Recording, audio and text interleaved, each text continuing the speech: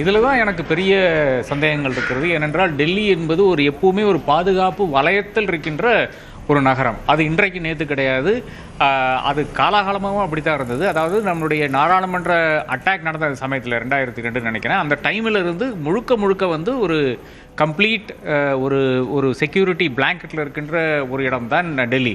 அதன் பிறகு சமீப காலத்தில் நம்மளுடைய என்எஸ்ஏ அஜித் தோவலினுடைய வீட்டில் ஒரு தாக்குதல் நடக்கிறது. ஒரு ஜீப் வந்து அப்படியே அவருடைய கேட்டில் போய் இடித்து அதற்குள்ளாக போகிறது. அதன் பிறகு வந்து மறுபடியும் கம்ப்ளீட்டாக ரீஎவாலுவேட் பண்ண ஒரு இடம் டெல்லி. அப்போது டெல்லியில் எடுத்துக்கொண்டீங்கன்னா, குறிப்பாக லுட்டியன் ஸ்ட்ரீட்டில் எடுத்துக்கொண்டீங்கன்னா, இந்த ரெட் ஃபோர்ட் போன்ற இடங்களில் வந்து நீங்கள் வந்து வாகன சோதனை இல்லாமல், அதாவது நீங்கள் வந்து எல்லை தாண்டி வந்து டெல்லிக்குள்ளால் வரும்போதே சோதனைகள் இருக்கும். அதன் பிறகு வந்து பல கட்டங்களில் வந்து சோதனைகள் நடக்கும். இந்த சோதனைகள் ஒன்றுமே இல்லாமல் எப்படி ஒரு ஆள்னால, அதுவும் ஒரு ஐஇடி எடுத்துக்கொண்டு, உங்களுடைய ரிப்போர்ட்டிங் தான் இங்கிலீஷ் சேனலுடைய ரிப்போர்ட்டிங் ஐஇடி என்று கூறுகிறார்கள், அம்மோனியம் நைட்ரேட் என்று கூறுகிறார்கள். இந்த அம்மோனியம் நைட்ரேட் என்பது ஒரு ஃபெர்டிலைசர். இது வந்து பரவலாக யூஸ் பண்ணக்கூடிய, விவசாயிகள் யூஸ் பண்ணக்கூடிய ஒரு ஃபெர்டிலைசர். இந்த ஃபெர்டிலைசர் வைத்துக்கொண்டு தான் இங்கே இலங்கையில் நடந்த அந்த 2019 நடந்த அந்த குண்டுவெடிப்பும் இதை ஒட்டி இதை யூஸ் பண்ணி, அம்மோனியம் நைட்ரேட் யூஸ் பண்ணி அதில் வந்து அவர்கள் வந்து இந்த அயர்ன் ஷெல்லிங்ஸ் எல்லாம், கேசிங்ஸ் எல்லாம் வைத்து தான் அங்கே பிளாஸ்ட் நடத்துகிறாங்க. ஏறத்தாழ அதே மாதிரியான ஒரு ஐஇடி பிளாஸ்டாகத்தான் இருக்கிறது இதுவும்.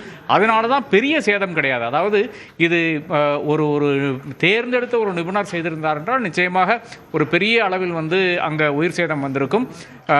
இதுவும் பெரிய உயிர் சேதம் தான். 10 பேர் என்பது நிச்சயமாக நாம் வந்து கடந்து போக முடியாது. 24 பேருக்கு வந்து இதுவரை வந்து உடல் காயம் ஏற்பட்டிருக்கிறது. அதில் வந்து ஏறத்தாழ 3 பேரினுடைய நிலை வந்து மோசமாக இருக்கிறதாக கூறுகிறார்கள். அப்போ இது எல்லாம் முக்கியமான, நிச்சயமாக பெரிய இன்சிடென்ட்டாகத்தான் இருக்குது. என்னை பொறுத்தவரை இலங்கையில் நடந்த அந்த குண்டுவெடிப்பை வைத்து பார்க்கும்போது, அது மல்டிபிள் இடத்தில் நடந்த குண்டுவெடிப்பை வைத்து பார்க்கும்போது, இது அந்த அளவுக்கு அங்கே 300 பேர் வந்து உயிரிழக்கிறார்கள். அந்த அளவுக்கு ஒரு பெரிய இன்சிடென்ட்டாக தெரியவில்லை. இருந்தாலும் இந்த அளவுக்கு செக்யூரிட்டி இருக்கின்ற ஒரு இடத்தில் வந்து எப்படி நடக்கும் என்ற கேள்வி நிச்சயமாக என் முன்னால் இருக்கிறது. அது ஒரு ஏஜென்சி மட்டும் கிடையாது, டெல்லி போலீஸ் மட்டும் கிடையாது. டெல்லி போலீஸினுடைய பிளைன் கோர்ஸ் ஆனாலும் சரி, இன்டெலிஜென்ஸ் பியூரோனுடைய ஆட்காரானாலும் சரி, என்ஐஏனுடைய ஆட்களானாலும் சரி, அதே மாதிரி என்எஸ்ஜியினுடைய ஆட்கள், இவர்கள் அனைவரும் வந்து இந்த இன்டெலிஜென்ஸ் ஏஜென்சிஸ் அனைவருக்கும் இன்டெலிஜென்ஸ் ஆர்ம்ஸ் இருக்கிறது. இந்த இன்டெலிஜென்ஸ் ஆர்ம்ஸ் எல்லாமே டெல்லியில் இயங்கிக் கொண்டிருக்கிறது.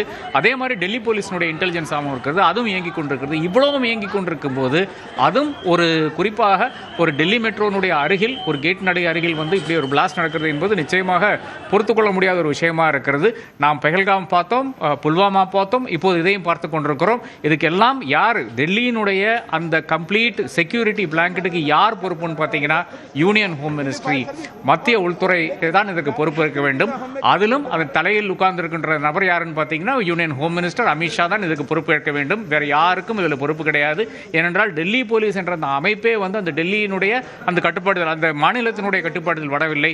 அது வந்து அமித்ஷாவினுடைய கட்டுப்பாட்டில் தான் வருகிறது என்பதுதான் உண்மை நிலையாக இருக்கிறது. நாளை கம்போஸ் பீகார் தேர்தல் நடக்க உள்ள இந்த நிலையில் வந்து இந்த மாதிரி ஒரு நிகழ்வு நடந்திருக்கிறது.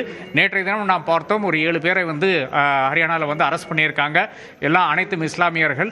என்னுடைய ஐயம் எல்லாம் ஏதோ ஒரு பெஹல்காம், புல்வாமா அது மாதிரி இருக்கின்ற ஒரு திசை திருப்பும் நாடகமாக இருக்கிறதோ என்ற அந்த ஐயமும் எனக்கு இருக்கிறது. அதே போல் நீங்கள் குறிப்பிட்டது போல பீகார் தேர்தல் பரப்புரை களம் அப்படின்றது பெரும்பாலும் அமித்ஷா வைத்த வார்த்தைகள் அப்படின்றது, தீவிரவாதத்தை நாங்கள் முழுமையாக அழிச்சிட்டோம், இந்தியாவில் இனி தீவிரவாதமே கிடையாது அப்படின்ற ஒரு விஷயத்தை தொடர்ந்து மேற்கோள் காட்டி பேசிக்கிட்டே வந்தார். இப்போ இப்படி ஒரு தாக்குதல் நடந்திருக்கு. எங்கெல்லாம் குறைபாடு ஏற்பட்டிருக்க? இல்லை, அமித்ஷாவை பொறுத்தவரை அவர் வந்து இந்தியாவில் இருக்கின்ற இந்த தனக்கு ஒரு வேலையை கொடுத்துருக்காங்க. அந்த வேலையை செய்யாமல் என்ன செய்து கொண்டிருக்கான்னு பார்த்தீங்கன்னா, ஒரு கட்சியை அழிப்பது, கட்சியை பிடிப்பது, கட்சியை வந்து ஒரு மாநிலத்தினுடைய அதிகாரம் வந்து எடுத்துக்கொள்வது, இந்த மாதிரி விஷயங்கள் தான் மகாராஷ்டிராவிலிருந்து நாம் பார்த்து கொண்டு தான் இருக்கோம். சாணக்கிய என்ற பேர் வர்றதுக்கு காரணம் வந்து அவர் உள்துறையினுடைய அமைச்சராக இருக்கிறதுக்கு காரணம் கிடையாது.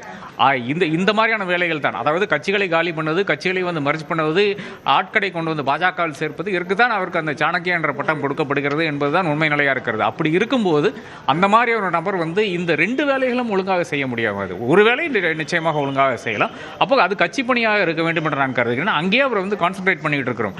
இந்தியாவினுடைய இந்த அளவுக்கான ஒரு, அதுவும் ஒரு இதில் நம்மளுடைய கேபிட்டலில் வந்து இப்படி ஒரு தாக்குதல் நடக்கும்போது, ஒன்று உலகமே நம்மளை பார்த்து சிரிக்கும். 2வது வந்து இந்த மக்கள் 10 பேர் வந்து இறந்திருக்காங்கன்னா அதுக்கு யார் பதில் சொல்கிறதுன்ற அந்த கேள்வி இருக்கிறது. அதுவும் இந்த அளவுக்கு செக்யூரிட்டி வலயம் இருக்கின்ற ஒரு இடத்துல, அந்த அளவுக்கு ஒரு பிளாங்கெட் மாதிரி வச்சிருக்கின்ற ஒரு இடத்துல வந்து நடக்கும்போது நிச்சயமாக இதோட பெரிய ஒரு அவலம் கிடையாத ஒரு நிலை இருக்கிறது. இவர்கள் வந்து பேசிக்கொண்டிருக்கிறார்கள், இஸ்லாமியர்கள் தாக்குகிறார்கள், இல்லை என்றால் தீவிரவாதிகள் தாக்குதல், இந்த சீக்கினுடைய தாக்குதல் என்றெல்லாம் பேசிக்கொண்டிருக்கிறார்கள்.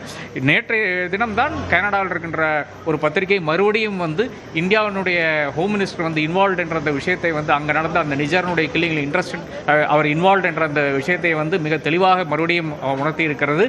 இந்த மாதிரியான விஷயங்கள், அதாவது பல இடங்களில் வந்து அந்த சாணக்கியத்தனத்தை செய்து கொண்டே இருக்கிறார். ஆனால் தன்னுடைய ஊர்லேயே வந்து இப்படி ஒரு பெரிய அவலம் நடக்கிறதை காப்பாற்ற முடியவில்லை, அந்த மக்களை காப்பாற்ற முடியவில்லை என்று பார்க்கும்போது அவருடைய ஃபெயிலியராகத்தான் இதை பார்க்கப்படும். நிச்சயமாக பெரிய இம்பாக்ட் நாளைக்கு இருக்கின்ற இந்த தேர்தலில் இருக்கும். நிச்சயமாக உள்துறையினுடைய தோல்வி அப்படின்னு சொல்லியிருக்கிறீங்க. கருத்துக்களை பகிர்ந்து கொண்டமைக்கு நன்றி திரு ஆர் கே ராதாகிருஷ்ணன். தொடர்ச்சியாக இந்த காட்சிகளையும் நாம் பார்த்து வருகிறோம். இந்த டெல்லியினுடைய குண்டுவெடிப்புக்கு பிறகு நாடு முழுவதும் பாதுகாப்பு தீவிரப்படுத்தப்பட்டிருக்கிறது. சென்னையிலும் மக்கள் அதிகம் கூடக்கூடிய இடங்களில் போலீசார் தீவிர வாக்கு சோதனையில் ஈடுபட்டு வருகிறார்கள். அந்த காட்சிகளையும் பார்க்கிறோம்.